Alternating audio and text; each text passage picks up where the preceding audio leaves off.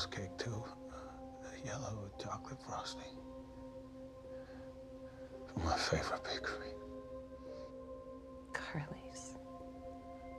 Okay, so welcome back guys to yet another fall finale review. This time around though, it's for Arrow Season 6. So this fall finale, just like the rest of the DC TV series fall finales, just left us with a bunch of questions. The top 3 of those questions though happen to be: 1. Is Cayden James that smart, or is he just that smart? 2. Was that really a cliffhanger? And 3. Is Earth 2 Laurel kind of redeemable? But anyway, before I do start discussing any of these questions, I'd like to say that once more, I was right. I think that I've never been right over the course of one single week this many times as I've been with these fall finales. Now on one of my previous reviews this season, I did say that I'm expecting Cayden James is going to be the leader of this cabal of villains we're seeing this season. And that's pretty much what happened. So here's the thing and here's how I thought about it. In the comics and during the Green Arrow's run in Seattle, Richard Dragon basically gets together the criminal underground of the city and unites them under his command. And working together against the Green Arrow, they are collectively referred to as the Longbow Hunters. Now even though we were told by Mark Guggenheim during Comic-Con that we were going to be getting a cabal of villains, and even though he did say it in a tone that made it sound like each and every one of them is going to be operating on his own, it just didn't get to add up in my mind. But even though I did believe that Black Siren, Cayden James, Richard Dragon, and Anatoly might end up working together, I never really expected Vigilante might be part of this team-up. So that was pretty much surprising to me as well. I mean, with Anatoly, I did expect he might or might not be part of this team-up, but with Vigilante, I never even suspected it. But even though I expected it, and even though I did see it coming in a manner of speaking, I do think this is the best reveal we could get in the Arrow season finale. In a way, it did feel like we haven't known the villain so far, and he's just been unmasked. Just like the case was with Malcolm Merlyn and Slade Wilson on the season 1 and 2 fall finales respectively. But anyway, we're 9 episodes in, yet Cayden James is stating this is only the beginning of his master plan. So we could only expect that this villainous cabal is gonna have a lot of fun with Oliver and co. going forward. But circling back to the 3 questions that I posed at the very beginning of this video. Number 1, is Cayden James that smart, or is he just that smart? Now initially, and while watching this episode, I was planning to pose this question based on the fact that he figured out that the nano-aluminum amplifier was sabotaged. The reason I was gonna pose this question in this context is because I was thinking he either knows it is sabotaged or he just anticipated it. And if that were to be the case, if he anticipated it and hence he knew that it was sabotaged, that means we have another thinker on our hands. But the truth is, the question is now being posed for a totally different reason. How the hell did Cayden James manage to get all these people working together, Anatoly and Vigilante included? Now I do understand how he got Anatoly. Anatoly has beef with Oliver and he wants to see him screwed, so he was probably the easiest to get into this cabal. Richard Dragon though, being part of it, is not extremely understandable. But then again, he is a drug lord and a criminal, and he will ally himself with anyone to further his needs. There is also the possibility that he's been put behind bars off camera by none other than the Green Arrow. The one guy though I'm still kind of wondering about happens to be Vigilante. Vigilante so far has been acting like an anti-hero. He's not really a hero, and he's not really a villain. He is instead someone who's trying to effect justice using the wrong means. So allying himself with this team-up just does not sound right. However though, the fact that Cayden James bugged the Arrow Cave, the fact that he planned all along to bring this fallout, and the fact that he managed to bring this team up together, all of that just speaks to how smart he is. Number 2. Is that really a cliffhanger? No, it is and it isn't. It isn't really in the broad sense like the team has just fallen out and separated from one another.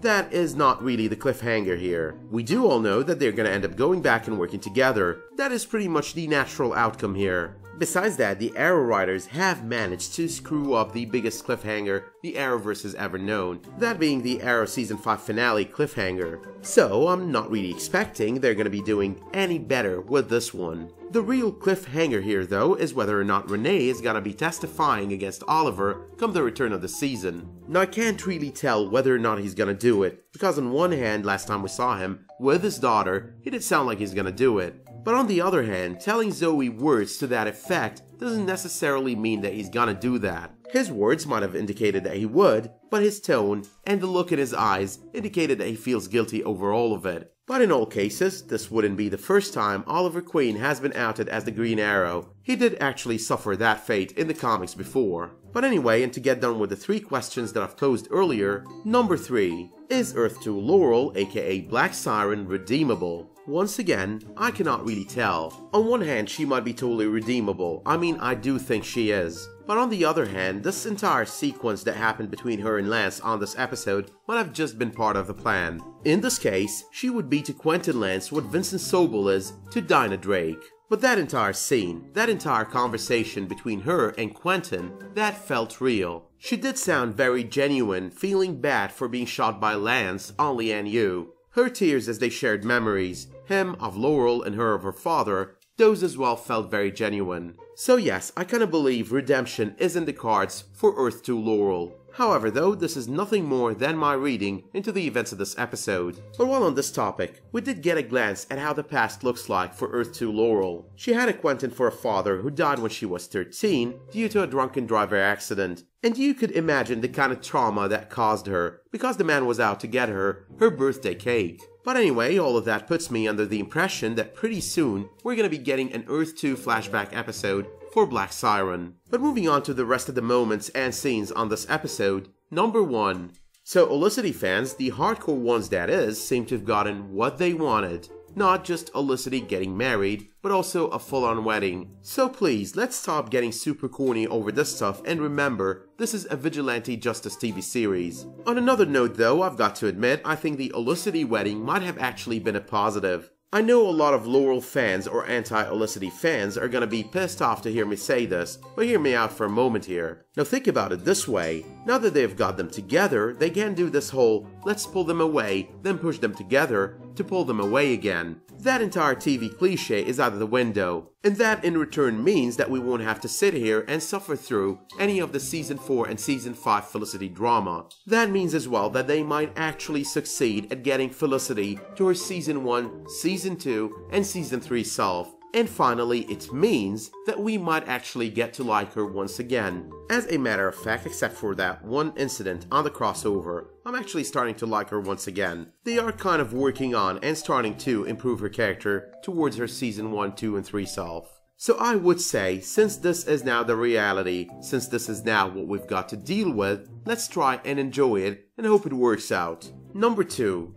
I did really expect a lot of more drama between Donna Smoak and Quentin Lance. That did not work out though the way I expected. I did expect as well that with Cayden James being the villain of this episode and the calculator being part of it, that he'll play a major part in dealing with Cayden James. Surprisingly though, the writers never actually decided to go with that, which could be a bad thing and a good thing. I mean, it is a bad thing because it makes the team look stupid. They are dealing with a high-tech hacker villain and they have the calculator at hand, and they didn't even use him to try and stop Cayden James. On the other hand, it's good because they didn't go for the usual cliche. We've got the calculator here, let's just have him join the team temporarily and use him to defeat Cayden James.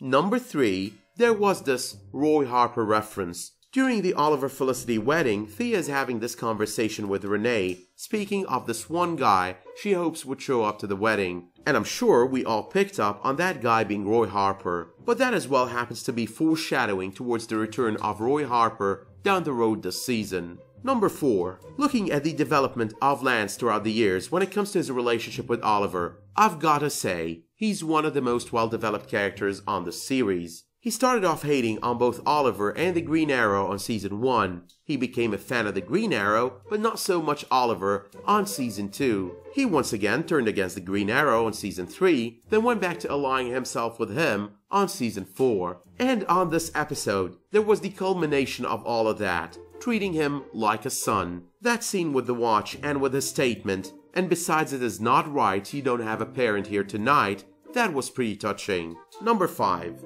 I have been recently talking about how Cayden James was not really getting the kind of lines worthy of being uttered by Michael Emerson. And Michael Emerson is only one of my favorite TV actors. But his lines on this episode did feel very reminiscent of his lines as Harold Finch and Benjamin Linus on both Person of Interest and Lost respectively. He kinda has this thing with his roles where they give him lines that make him sound very profound, and I think that is exactly what they did with his lines on this episode. Now before I end this video, I have a theory that I'm gonna share with you, and it's kinda crazy, but bear with me here. Now on that final scene of the episode, when all these members of the villainous cabal were looking towards all those screens, it did feel like they were looking at someone. I do realize that there was no one sitting there, but what if there was? I mean, there is no one sitting there really, but what if they had a bigger boss? What if that look they were giving those screens was just foreshadowing that there is someone higher in the hierarchy that they all report to? What if that someone as well was staring them right in the eye through one of those screens? As I just stated, it's kind of a crazy theory, but it's not really impossible. Who would that person be? That's actually a thing for another video, if I manage to think of someone. But that's the end of the line for me when it comes to this episode, so let me know in the comments what you thought of the fall finale of Arrow. Do you think Earth 2 Laurel is redeemable? How do you think Cayden James got all these people together? Now you can let me know as well if you like the content of this video by dropping it a much appreciated like. And remember, it is also much appreciated if you subscribe and enable notifications for my future videos. Remember as well to tune in for my bonus videos during the show's breaks. But until I see you next time, thank you all for watching and have a good one.